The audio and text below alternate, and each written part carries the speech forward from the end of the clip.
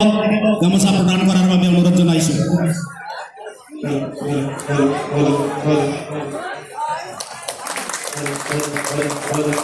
গামোচা প্ৰদান কৰাৰ পিছতে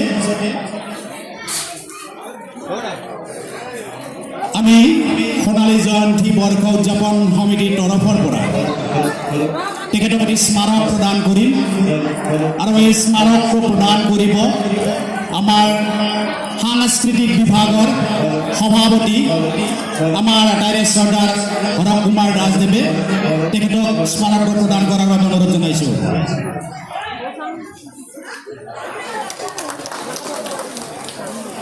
আমাৰ আটাইৰে আদৰৰ অপূৰ্ব কলিতা ডাঙৰীয়া আমি এগছি বন্তি জ্বলাই উদ্বোধন কৰাৰ বাবে অনুৰোধ জনাইছোঁ। আমাৰ সমূহ ভক্তপ্ৰাণ ৰাইজক তেখেতক সহায় কৰাৰ বাবে অনুৰোধ জনাইছোঁ।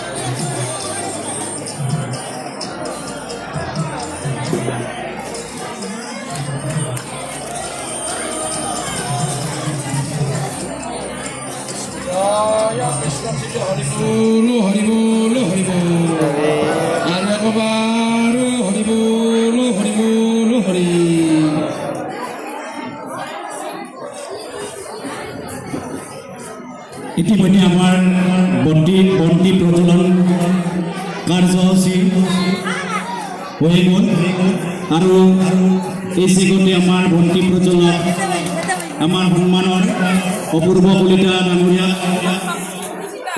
দুআষাৰ সাৰুৱা ভাষণ প্ৰদান কৰাৰ বাবে আমি অনুৰোধ জনাইছোঁ।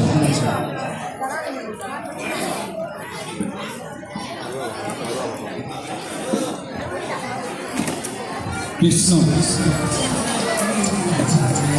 জয় গুৰু শংকৰ সৰ্বগুণাকৰ যাকে নাহিকে উপাম তোহাৰি চৰণক ৰেণুভূত কৌটি বাৰেক কৰোহু প্ৰণাম বা বাৰেক কৰোহু প্ৰণাম। হে মোৰ আজন্মৰ সেৱকসকল,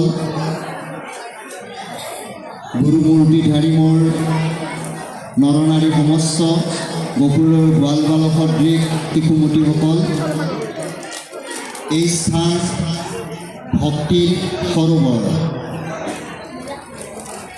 বসতি থকা দিনৰ পৰা যিসকল সুধী সমাজৰ বিশেষ চিন্তাকৰ্ষক ব্যক্তিয়ে আপোনালোকক ইয়াত সেৱা জনোৱাৰ নিমিত্তে এই স্থানখন ৰাখিছে, ইয়াত গুৰু বস্তু ভাগি স্থাপনা কৰিছে, আপোনালোকে ইয়াত শৰণ ভোজন লৈছে, নাম গুণ কৰিছে, সেই বিশেষজনক কৃতিত্ব দিবলৈ আপোনালোকে নাপাহৰিব।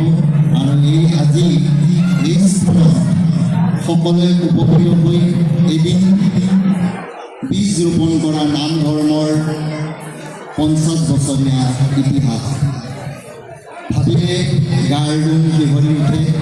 কাৰণ যিসকল প্ৰতিষ্ঠা কৰা ব্যক্তি হয়তো তেওঁলোক বহুকেইজন নাই, বেছিভাগেই নাই, দুই এজনে কিজানি কিছু জানে। যি নহওক আপোনালোকৰ স্মৰণিকাৰ জৰিয়তেও নিশ্চয় এইখিনি সোঁৱৰণ ৰাখিছে। উপনিষদত এই ভাষাৰ জৰিয়তে আনিছে শ্ৰীনন্দ বিশ্বে অমৃতাস্য পুত্ৰা। গোটেই বিশ্ব ব্ৰহ্মাণ্ডৰ জীৱ সমুদায় অমৃতৰ সন্তান। আমিবোৰ নমৰো। গতিকে যিসকল পূৰ্বজেও আমাৰ কাৰণে ৰোপণ কৰি থৈ গৈছে এই স্থান, এনে ধৰ্মনীতি, সদাচাৰ, মাত কথা, তেওঁলোক যদি বৈকুণ্ঠ হৈছে তেনেহ'লে ঠিকেই আছে, কিন্তু যদি ব্ৰহ্মাণ্ডত ঘূৰিব লগা হৈছে তেওঁলোকে আৰু কিবা প্ৰকাৰে ইয়ালৈ আহিছে আত্মাৰ সম্বন্ধৰ কাৰণে।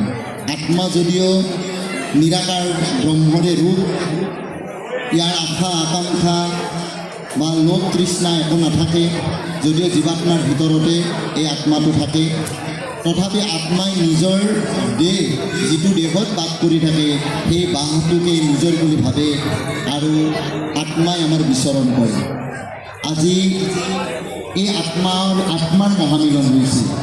আত্মাবিলাক পৰমাত্মাৰ প্ৰতি ধাবিত হৈছে আৰু তাৰ উৎসৱে হৈছে এই নাম উৎসৱ, যাক আপোনালোকে কিমান দিনীয়া প্ৰচেষ্টা আৰু সেৱাৰ স্থলীৰ আজি 50 বছৰীয়া এনেকুৱা এক বিশেষ অনুষ্ঠানত যিসকলে সমবেত হ'ব পাৰিছে বা যিসকলে ইয়াক সহায় সহযোগিতা কায়িক মানসিক আৰ্থিকভাৱে ইয়াক সহযোগ কৰিছে, তেওঁলোক নিশ্চিত ৰূপে সেই ব্ৰহ্মাণ্ড নায়কৰ নিজৰ অংশ, সম্পত্তিৰ অংশ।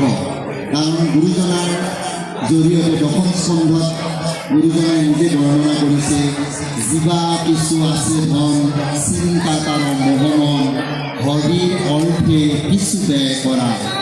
আজি আপোনালোকে ব্যয় কৰিছে শ্ৰম, কায়িক মানসিক চিন্তন, অৰ্থ আৰু নিজৰ কৰ্মৰ জৰিয়তে সেৱাৰ নিমিত্তে ইজনে সিজনৰ লগত মিলা প্ৰীতি।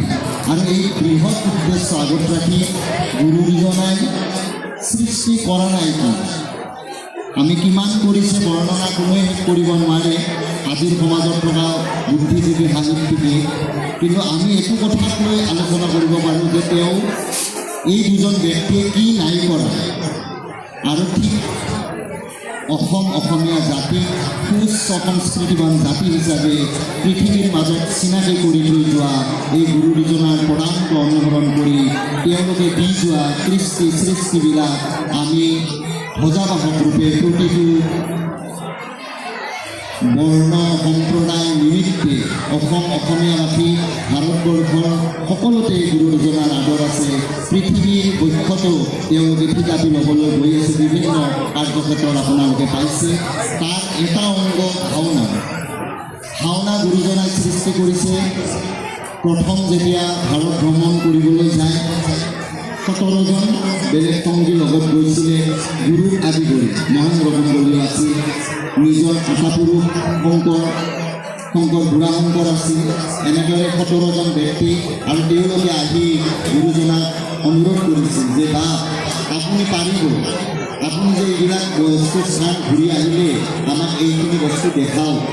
আৰু দেখুৱাবলৈ তেতিয়া তেওঁৰ হাতত যিমানখিনি শব্দ বা অন্য কথা আছিল, যিমান পাৰে বুজাইছিল ভাগৱতৰ জৰিয়তে, অন্য কথাৰ জৰিয়তে, তাৰ নিমিত্তে তেওঁ এখন পূৰ্বৰ চিন্তাৰ দ্বাৰাই বস্তু তৈয়াৰ কৰিছিল, যিখন আমি আজি সম্পদ ৰূপে পোৱা নাই, কিন্তু সকলোৱে জানে চিহ্নযাত্ৰা কেনেদৰে তেওঁ অংকন কৰি পাইছিল। কিমান তেওঁ এজন শিল্পী আছিল ভাবি চাওক, চিত্ৰশিল্পী। ভোজা মানুহখিনি নুবুজিব বুলি ছবি আঁকি দেখাইছিল সেইখন হৈছে চিহ্নযাত্ৰা। আৰু এনেদৰে তেওঁ অংকীয়া নাট ভাওনা কৰে। আমাৰ এতিয়াও বহুতে প্ৰচাৰ আছে, আমিও পৰীক্ষাত লিখিব লাগে যে গদ্য সাহিত্যৰ জনক বৈকুণ্ঠনাথ ভট্টদেৱ বুলি আমি লিখোঁ। কিন্তু যদি গদ্য সাহিত্য হয়, নাটকবিলাক গদ্য সাহিত্য, অৰ্থাৎ শ্ৰীমন্ত গুৰুজনাই গদ্য সাহিত্যৰ হাত আগতে দিছে। যদি আমি অংকীয়া ভাওনা মাৰ্জনা দিওঁ তেনেহ'লে আমি এইটো কৰিম। আৰু আজি আপোনালোকৰ কিমান ডাঙৰ কথা যে আমাৰ এই স্থানত কিন্তু এনেকুৱা ভাওনা অনা নাছিলোঁ। গতিকে আপোনালোকৰ আজি গোটেইবিলাকক দৰ্শনৰ কাৰণে এই কমিটিয়ে বিচাৰিছে যে আমি সুদূৰ তেজপুৰৰ পৰা আৰু নাম নানী দল এটি ভাওনাৰ জামুগুৰি হাটৰ তেওঁলোকে ভাওনা প্ৰদৰ্শন কৰিব। ভাওনাৰ গোটেইখিনি বস্তু অনুভৱ কৰে। এই যে পাৰ হৈ আহিব ইয়াৰ তাত্ত্বিক অৰ্থ আছে, কিমান আচৰিত চাব। এইটোৰ যিবিলাক চৰিত্ৰ সোমাব সেইবিলাক আছে, তেওঁলোকে লাগে ক'ব হয়তো আগত।